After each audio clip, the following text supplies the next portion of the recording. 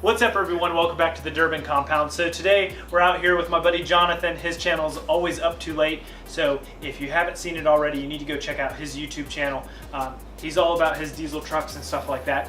Dylan doesn't have a YouTube channel yet, so he's just hanging out with our video. So today we thought we were going to come out here and we were going to make a video on 5 things we hate about the 7.3 liter Powerstroke diesel. So we were going to just roll camera and see what happened and see what we were going to say. But we decided that it needs to be a little bit more scripted. We need to figure out what we're going to say. Turns out we didn't have 5 bad things to say about it. So which was really surprising to me, because I was like, I hate this thing, this thing's a pain in the butt, and all of those things. But it's definitely, I didn't have that many bad things to say about it. So yeah. You want to kick it with the first thing you hate about this thing? Yeah. The first thing that I hate about a 7.3 is how prohibitively expensive it is to work on any of the internals. Everything's expensive. I mean, like a set of injectors is how much new? I mean, we're talking. Fucking rebuild injectors is about $1,200 for stage 2. So just to rebuild the injectors, $1,200 is a lot. And the whole reason, if you haven't seen any other videos here in the recent past, the reason why we have Dylan's motor out of his truck is because he wants to change out. Not only are we doing the oil pan gasket, which we'll talk about in a minute, we're switching out his powdered rods in his 2002 to forged rods out of a 99 motor. Yeah. So we're switching the rods over to powdered. Switching from powdered rods over to forged. So one of the things that, like, if we didn't have a donor motor, the rods were like $3,600 or something like that. What was it? It was real close to fucking $3 grand. So almost $3,000 to do, a set of forged rods for this. So like Jonathan said, it's prohibitively expensive to even get anything done with these things. So we estimate about 20 grand to build one to where we would be happy with the power, then have all of the things and it be reliable. I'm not saying that the 7.3 isn't reliable, because it's a heck of a reliable engine. Yeah. It's a tank. So it is awesome machine. It will go. This one has 250,000 miles on it. You didn't really have any problems with it. It's just incredibly expensive to build. The injectors, the turbo, the bellowed up pipes, the manifolds, all the things that you have to modify on it to get it to build power is just really, really expensive. So that's number one. Number two, the thing that I hate the most about it is we have to pull it out of the truck in order to do an oil pan gasket. Like, the previous owner of Dylan's truck decided to cut out the old oil pan gasket and RTV it. So although this does work in a pinch and you can do it if you just, maybe if you want to lift up the motor a little bit, drop the pan a little bit, but it literally leaves you with about 1 inch of room to work.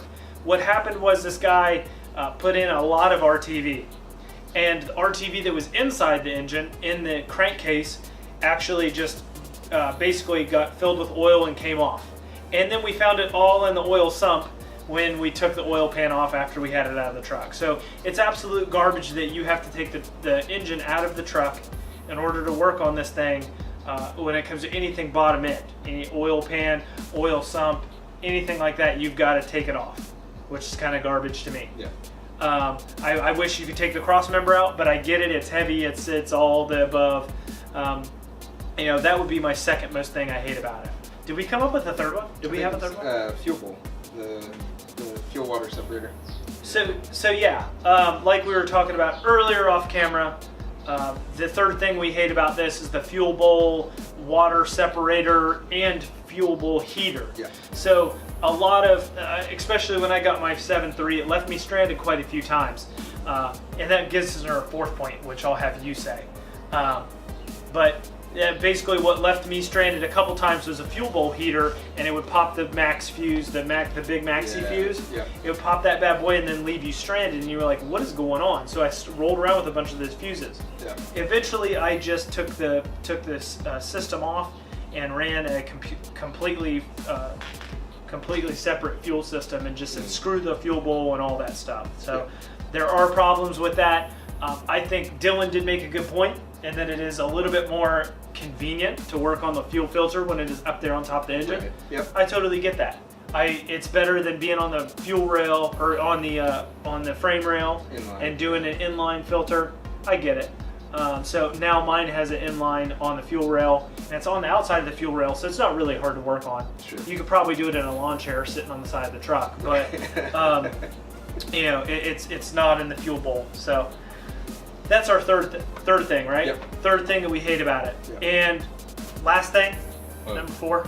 Oh, the camshaft positioning sensor always goes out of it. Okay, so yeah, the CPS is always going out in this thing. I don't know what it is. I don't know if it's an inherent bad design. I don't know what it is, but they'll leave you stranded as well. And it's not like this is the only engine that it happens on. My Land Rover has done it quite a few times. Sure. A lot of engines have the issue. So I think it might just be faulty sensors and crappy sensors that they source from overseas or whatever. So it might not be the engine's fault when it comes to sensors and little problems like that, but how about we work out this kinks before we roll it off the line? Right.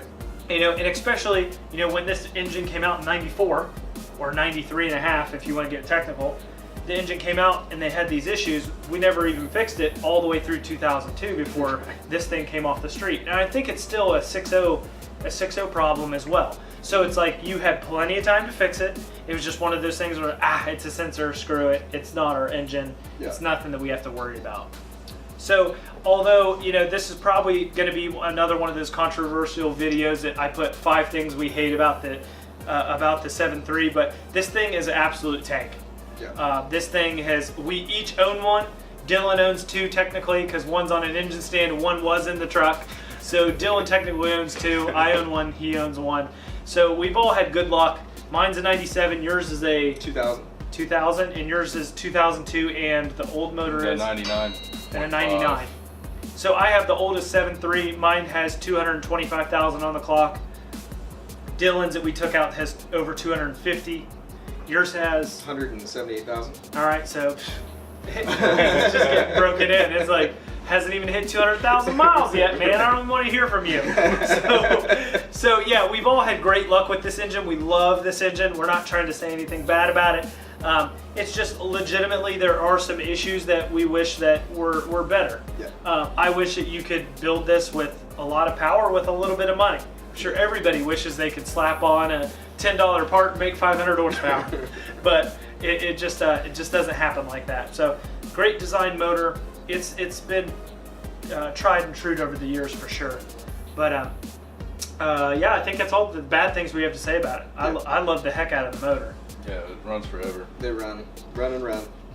Yep, and I've, you know, just like you've beat the heck out of your truck since day one. I've beat the heck out of my truck since day one.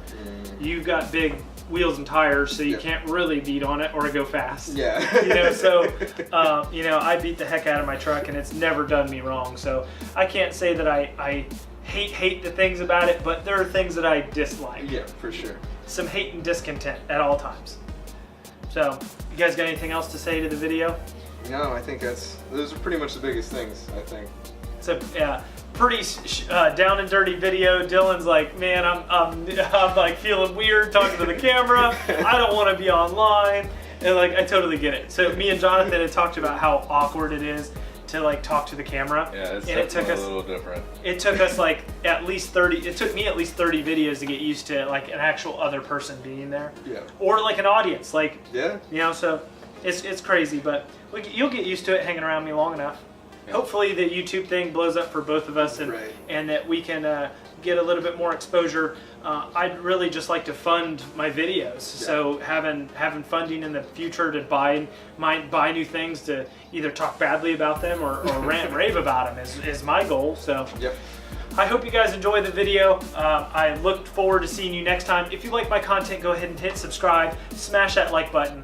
Go check out Jonathan's channel, Always Up Too Late. I will put a little thing in the video right now so you can see what his thing looks like. He's even wearing some of his own merch, so he's getting around to it. Go check out his channel. He's doing the same kind of truck stuff. Mine's a more broad channel for sure. So I hope you guys enjoy. As always, we'll see you guys next video. Boom.